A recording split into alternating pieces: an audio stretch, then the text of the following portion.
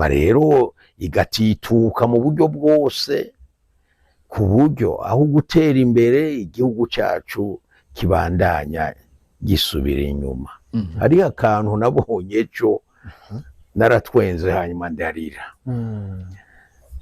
Donc ibihugu vya EAC ngo vyari mu ihiganwa dukwiruka, urabona utudarapo.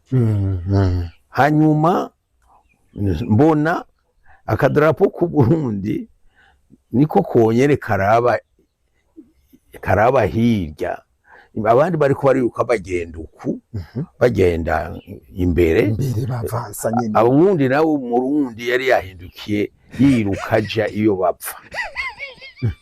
Bari ahantu hamwe batonze bari batonze umurongo, hanyuma umurundi wakadara arahindukira asubira inyuma, n'andi majambo masubira inyuma, bisubira ku Burundi bwacu.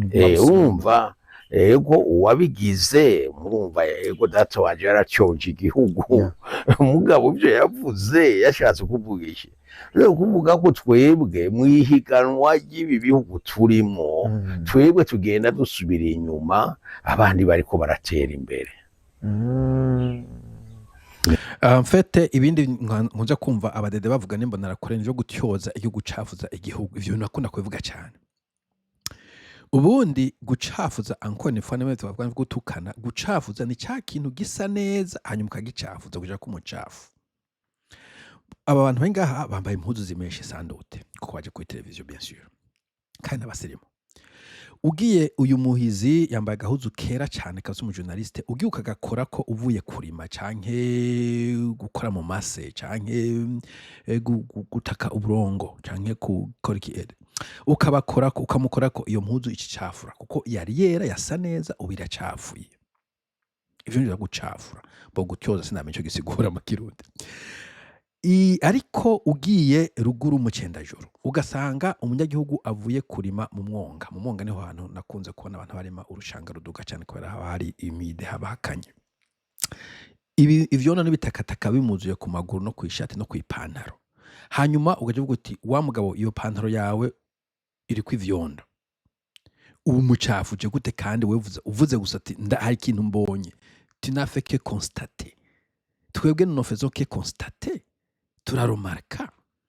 Passport zitanga uku, permis zitanga uku, isoko mu Cibitoke yahiye, ncafuje nde nije nayituriye. Singiye kuvuga ngo isoko Giteke yahiye ko ntabwo yahiye, cyo gena kuba ncafuje Uburundi. Bon, c'est pas nako ndabatyoje.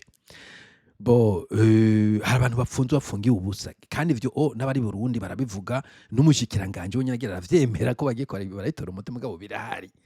Ico gihe ucafuje nde utyoje nde kariko doma ku rutoki ibintu bihari.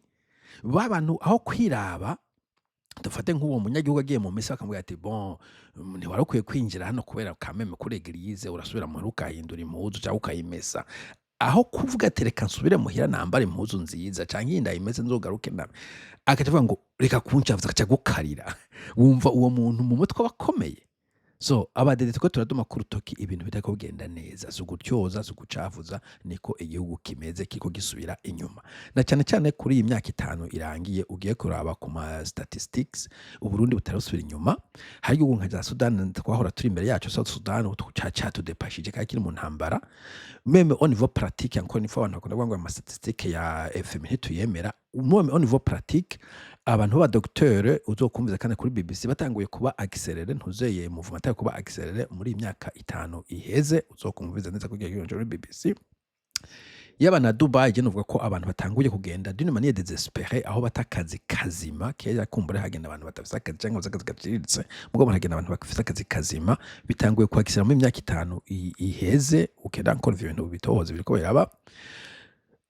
Icyo nuvuga n'ivyo nuje kujya za Kenya na hehe bitanguye kwakisira muri imyaka 5, muri imyaka ya dede ya nyuma. Donc tuko dusubira inyuma en principe, tuko dusubira inyuma mu makriteri yose ushobora kuraba ibintu vyose, ugenda urabe mu bintu vyose amadone yose wipfuza, Uburundi butera busubira inyuma. Kandi uri kuraba imvugo y'abarundi nyene, imvugo y'abadede nuko babipanga, ntabwo tuzozamuka ahubwo tuzatwinjira mu kuzimu. It's gonna get worse, much worse.